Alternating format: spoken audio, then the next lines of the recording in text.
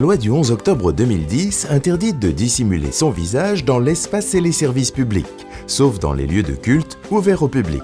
Sont notamment interdits le port de cagoule, de voiles intégraux, burqa, niqab par exemple.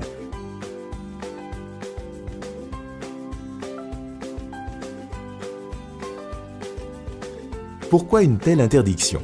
Tout simplement parce que se dissimuler le visage, c'est porter atteinte aux exigences minimales de la vie en société, selon les traditions françaises.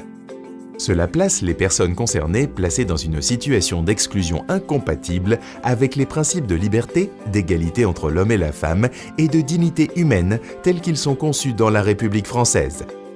Et dernièrement, cela empêche l'identification des personnes, comme le requièrent pourtant les exigences de sécurité afin de maintenir l'ordre public.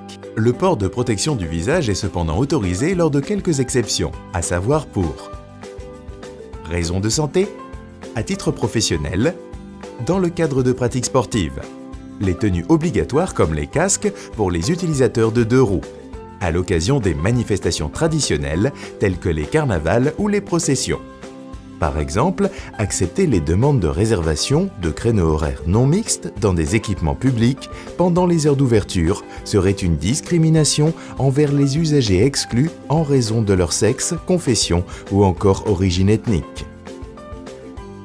Cependant, une commune peut mettre à disposition des locaux lui appartenant à des associations, des syndicats, des partis politiques ou des associations cultuelles.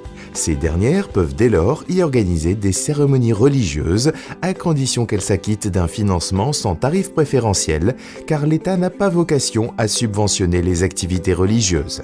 Dans tous les cas, la mise à disposition d'un local communal doit respecter le principe d'égalité de traitement entre les associations, syndicats, partis politiques ou autres organismes qui en font la demande, tant dans la décision d'octroi ou de refus qu'en matière de contribution financière fixée pour cette occupation.